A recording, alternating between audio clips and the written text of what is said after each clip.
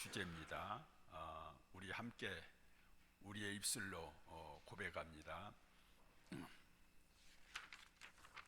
이런 지도자로 쓰임받게 하소서. 시작. 이런 지도자로 쓰임받게 하소서.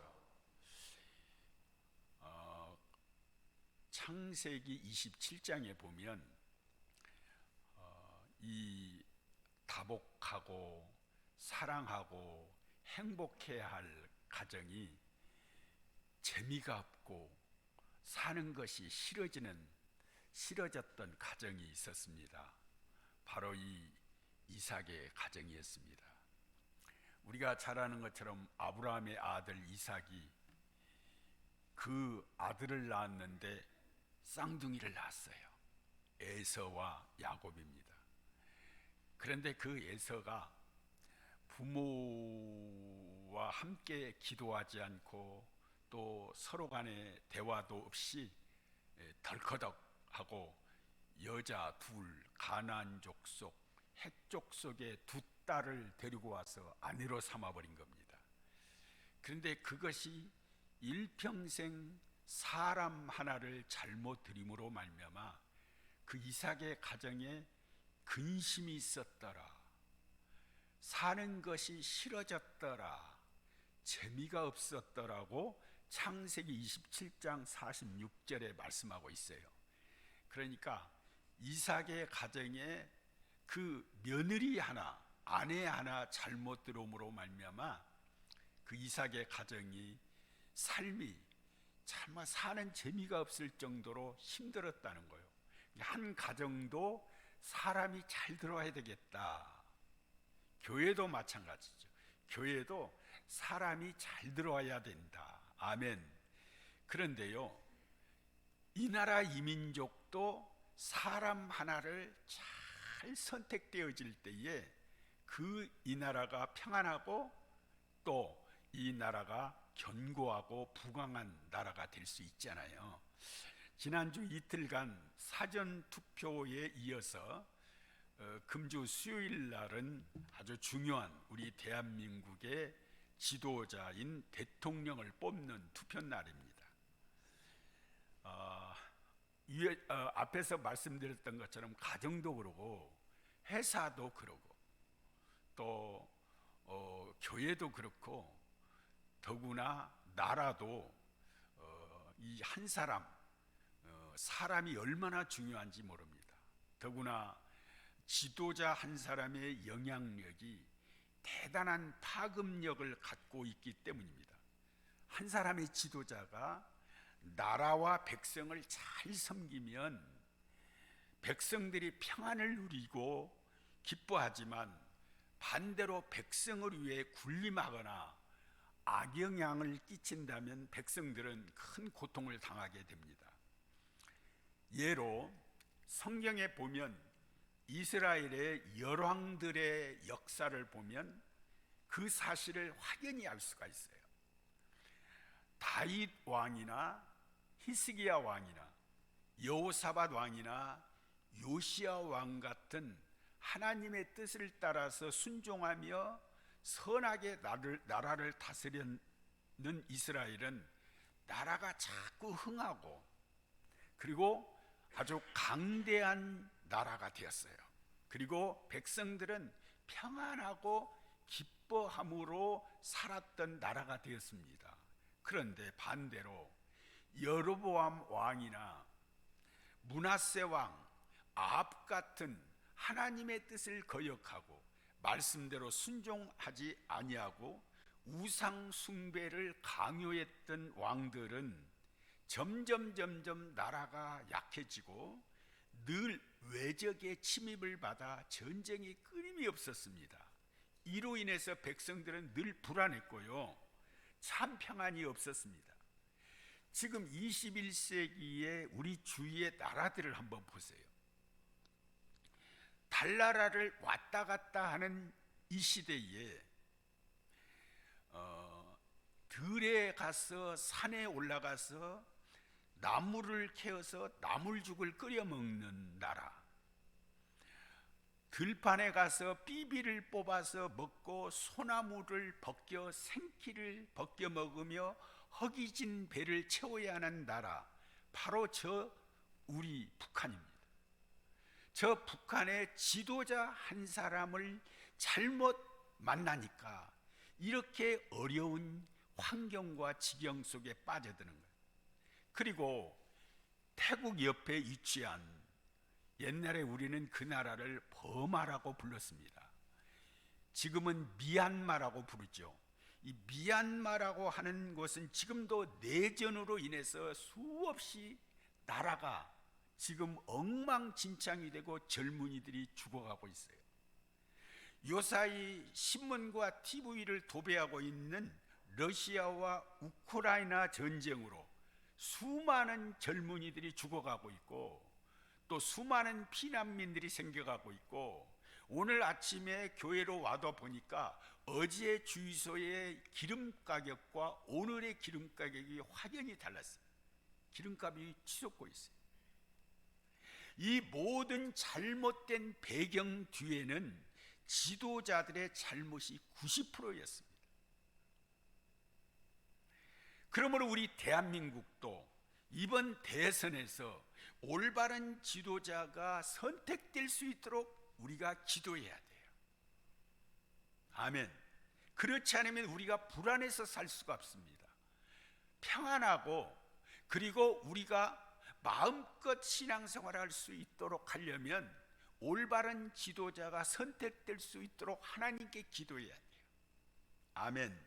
아마 많은 사람들은 이 지도자의 자격을 경제를 잘 이끌어갈 수 있는 사람, 아니면 정치개혁을 할 수 있는 사람, 아니면 도덕성이 좀 괜찮은 사람, 아니면 평화롭게 나라를 이끌어갈 사람으로 선택해야 되겠다고 생각하는 사람들이 다양하게 많을 겁니다.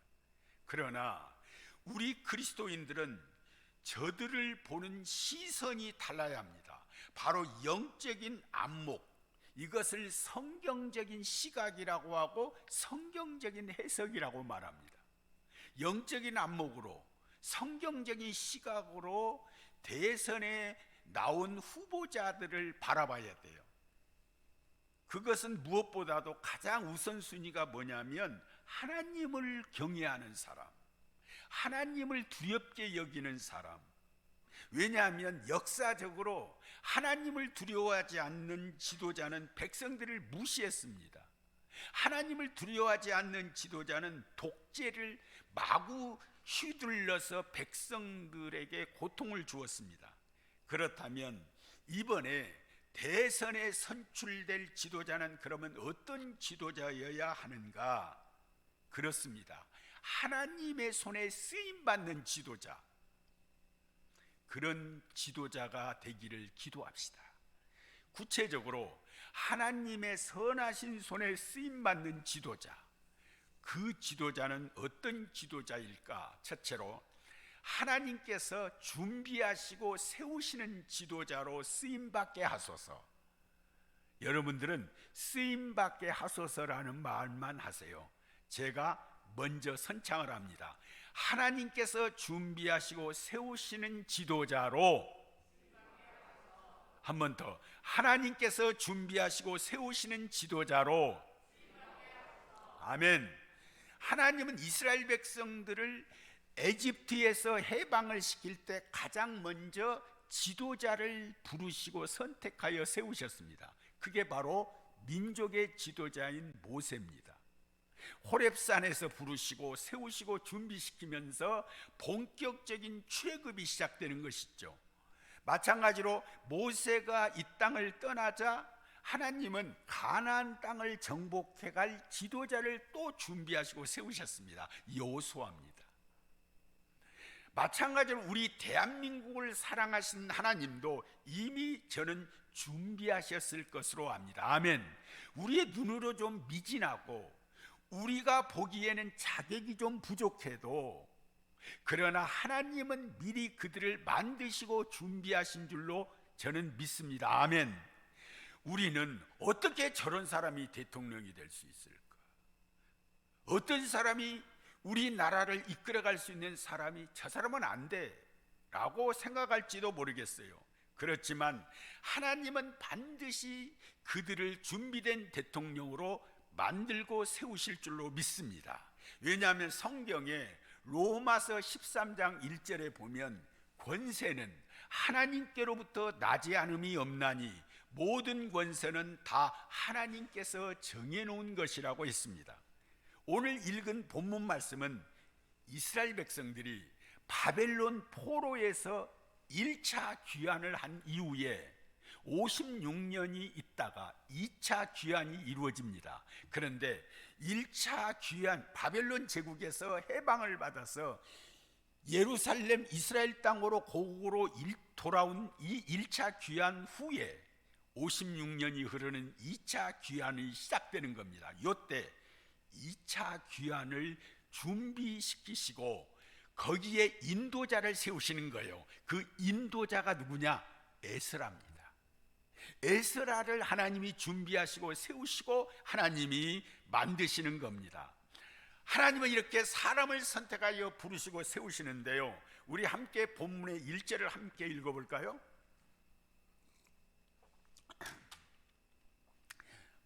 여기 성경 여기는 나와 있지 않지만 제가 읽겠습니다. 본문의 1절에 보면 이일 후에 바사 왕 아닥사스다가 왕위에 있을 때에 에스라라 하는 자가 있더라고 합니다. 여러분, 다시 말하면 2차 포로 귀환을 이끌어갈 사람으로 에스라를 하나님이 예비해 놓으신 것입니다. 그러므로 에스라는 하나님께서 준비하신 사람이었고요, 장차 이스라엘 백성들의 귀환을 이끌어갈 지도자로 하나님이 세우신 것입니다. 그렇다면 왜 하나님께서 에스라를 이끌을 민족의 지도자로 세우셨을까? 한마디로 에스라는 준비된 사람이기 때문입니다. 1절 5절에 보면 에스라는요, 어떤 사람이었냐면 아론의 지파의 16대 손입니다. 아론의 16대 손으로 정통 제사장 계열인 사독 계열의 제사장이었습니다. 그러므로 에스라는 혈통으로도 계열로도 제사장의 권위를 갖춘 공적인 사람으로 하나님이 만드시고 세우셨던 겁니다. 또한 우리 6절을 함께 읽어볼까요? 6절부터 함께 읽어봅시다. 시작. 이에 에스라가 바벨론에서 올라왔으니 그는 이스라엘 하나님 여호와께서 주신 모세 율법에 어떤 자라고 했습니까? 익숙한 학자라고 했습니다. 다시 말하면 하나님의 말씀에 익숙한 사람, 능통한 자라, 그렇게 성경은 번역을 하고 있습니다. 하나님의 말씀에 익숙하고 능통한 사람이었다는 거예요. 그러니까 에스라는 어떤 사람이냐면 이스라엘을 영적으로 이끌어갈 지도자의 자격을 갖춘 사람이었다는 거죠. 또한 6절을 한번, 익숙한 학자로서 시작. 그의 하나님 여호와의 도우심을 입음으로 왕에게 구하는 것은 다 받는 자였다. 당시에 페르시아 왕 아닥사스다와 가까운 사람이 누구였냐면 에스라였습니다. 그래서 에스라가 왕궁을 찾아가서 아닥사스다에게 구하는 것, 요청하는 것은 무엇이든지 다 받을 수 있는 관계가 되었다는 거예요. 다시 말하면 에스라는요, 정치적으로, 행정적으로, 영적으로 삼박자를 갖춘 사람이었다는 거예요.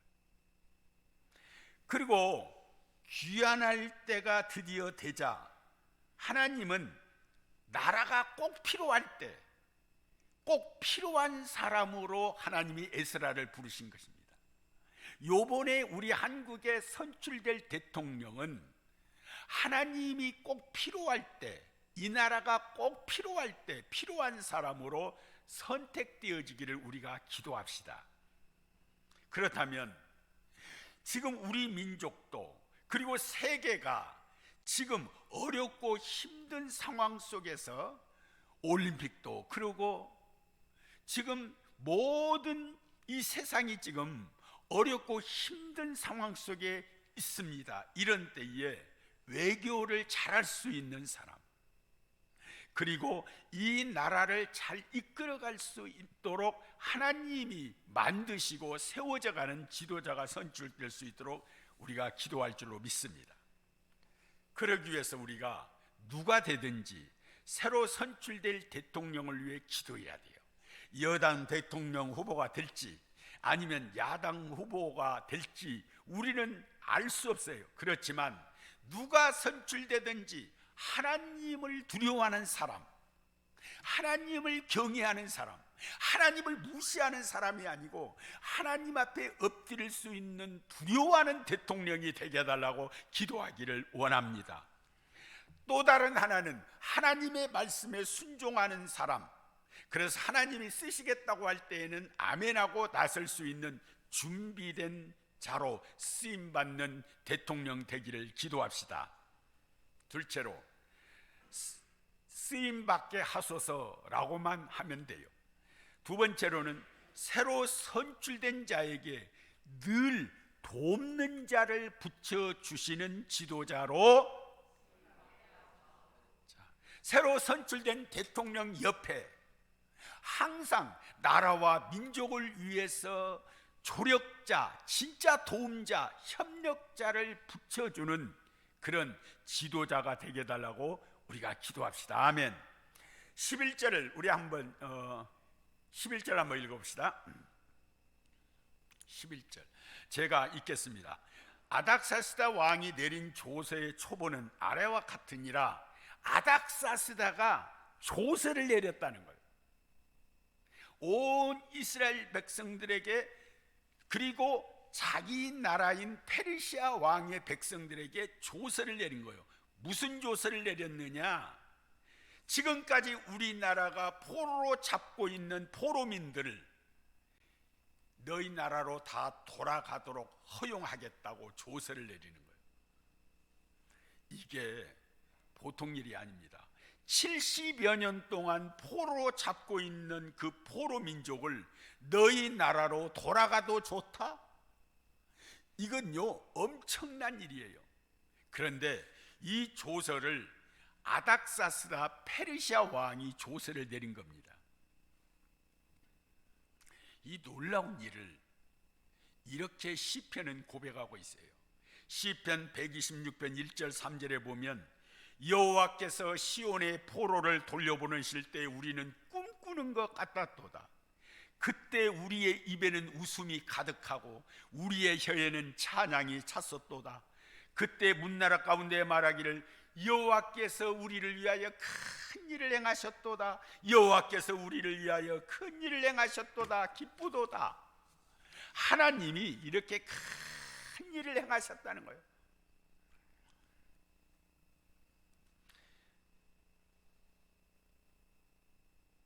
그러면서 이 아닥사스다 페르시아 왕이 조서를 내리는데 이스라엘 백성 중에 너희 하나님을 섬기기를 원하는 사람은 너희 나라로 돌아가도 좋다.